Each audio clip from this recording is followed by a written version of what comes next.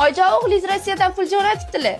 Zo'r-ku, nimaga sizga jo'natadi? Eshiklarni tuzatib qo'ygan dedilar. Shunga dadamlarnikiga borib usta gaplashib kelsam maylimi? Voy, dadangizni ovora qilib nima qilasiz? Mana qo'shnimiz boq, zo'r usta.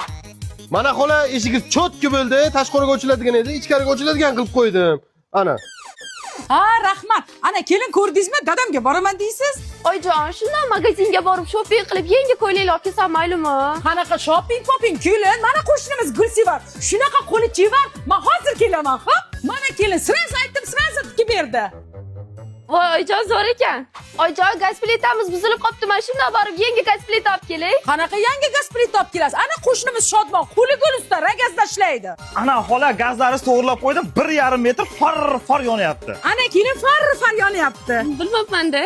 Oyijon, plisosimiz yaxshi ishlamayapti. Shuni yangi olsakmikan? Qanaqa yangi pilisos? Mana qo'shnimiz boqi. Shu paytgacha 85 marta taxladim shuni. Bilmaydi u yangi olinglar-da. Mayli, bitta shuni yangi olsak bo'lar ekan.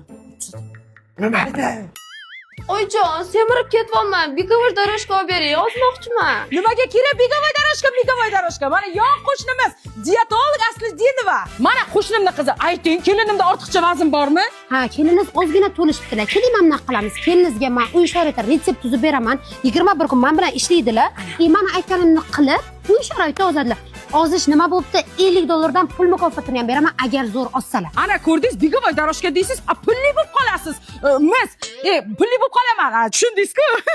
Oyijon, hamma kiyimlarim o'zimga keng bo'lib qolgan. Au, zo'r ozdiradi. Qo'shnimiz dietolog. Oyijon, o'zingiz nimaga ularga yetib ozmagansiz? Mana shunaqa savollar berib ko'nglimga tegasizda. Xalqda bir naql bor. Qaynonani aytganini qil, qilganini qilma.